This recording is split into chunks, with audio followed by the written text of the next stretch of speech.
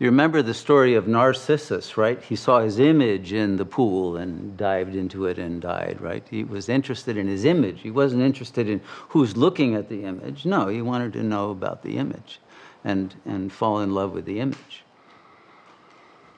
And that's what the narcissist does, although they will often fall in love with the image that somebody else has of them, if it's nice enough. And they'll fall into the pool of those eyes and try to die into it. But of course, they're usually kicked out right away and it doesn't last. But this is the narcissist's egocentricity is a failed attempt to reach the center. There's a reason why.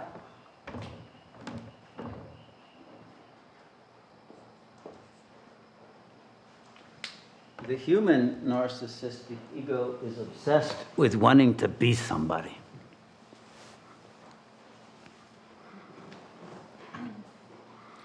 Whereas the cosmic egoist wants to be the one, not someone, the one, much bigger, but not a body, because the one ain't got no body.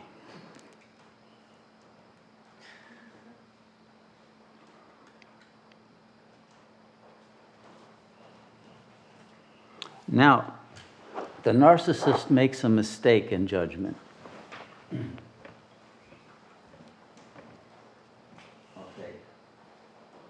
He doesn't realize that there's no such thing as nothing. I think in an earlier teaching I said there's no such thing as a thing, but it's also true that there's no such thing as nothing. Because there's always something. There's always space, right? Time, energy. There's the observer, if nothing else. There's always something.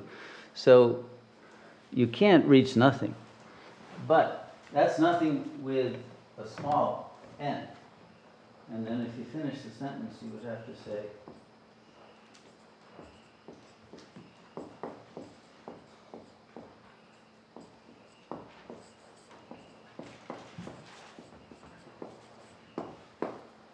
there's no such thing as nothing because there is nothing. The nothing. And what the narcissistic ego doesn't realize is the difference between the small n nothing and the big N nothing. Because the big N nothing is another name for God, or the self, or the one. Because it's no thing, because a thing is relative, limited. But it is that nothing, with a capital N, that pervades and perceives and dreams the everything. The everything comes out of the nothing.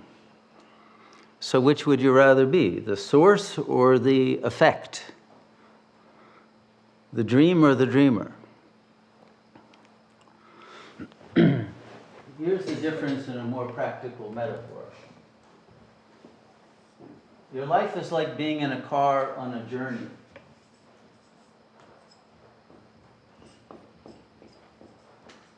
The ego equals the tires. Because the ego is where the rubber meets the road. Now, the narcissistic ego wants to be proud about how good its tires are. My tires can handle the worst roads in the world. You know, I can deal with rocks, mud. I can deal with steep mountainsides. My tires can go anywhere. Off-road, on-road, doesn't matter. I can do anything.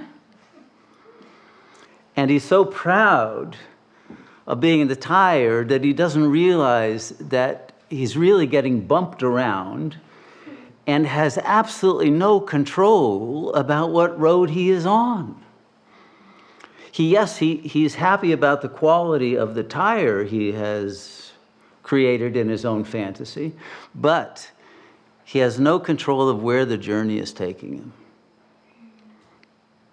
Because he's a subject to karma, subject to the three malas, and therefore he has no free will. He thinks he does because look how well I handle it, right? And after the fact, he says, oh yeah, I wanted to go on that horrible road, up and slide into the mud like that taxi got stuck in there. And, I wanted it all along. All right, but it really doesn't have any control over its destiny. Now, we could say the rest of the chassis, the different systems, oil and water and all the various other gadgets and computerized kinds of things that make the car go are different levels of the seven bodies. And nowadays, the cars, I think, all have GPS units. We could say the GPS with its mapping system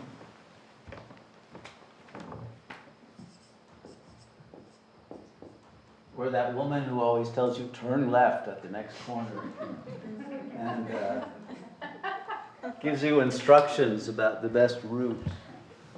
I'm always listening to her when I'm riding in the car these days. She's very nice, really, but the GPS is the soul, all right? But the GPS doesn't determine your route either. Even though it might know the best route, it doesn't determine it. It's got the information, yes, but it can't make the decision. It's the Atman who's driving the car. Now, who in their right mind would prefer to be a tire to being the driver? Is there anybody? Some people would say, yeah, tires have more fun. The driver is sitting there, it's got too many shock absorbers, it's too easy, And, they don't even have to pay attention. They can listen to the radio. They can have all of these sublime kinds of feelings. The tire's doing the work, So, yeah, the world needs egos. But that's great for the rulers, the ruling elite who loves to have lots of tires for its war machines. But wouldn't you rather be the driver of your own destiny rather than be driven by drives that control the ego? That's the basic question that will determine your destiny. Where do you want to be on this cosmic car, on this journey through the cycle of time? And do you want to have control? Or let's use another metaphor. We have a world full of warring minds, right? Everybody's at war with everybody else. We know that. There may be temporary alliances here and there, but they're broken quickly as soon as it's in somebody's favor to betray their last alliance and create another one. And so you're always seeing this constant shift of power blocks, right? And yet we know that the entire panorama of the matrix is actually controlled by a single mind. The warring minds are the tires in this single machine, very complex machine. But the puppeteer who controls all of these separate individual ego minds is the Paramatman in the control room that is operating the matrix. Now, if you knew for sure that there was one mind operating all of the other minds, wouldn't you want to be in the control room and be that mind? Or do you want to be one of the little warring minds that are actually puppets of this higher intelligence. What level do you want to play the game at? It's a video game. But do you want to be the screen character who is moved around by the actual player, or do you want to be the player?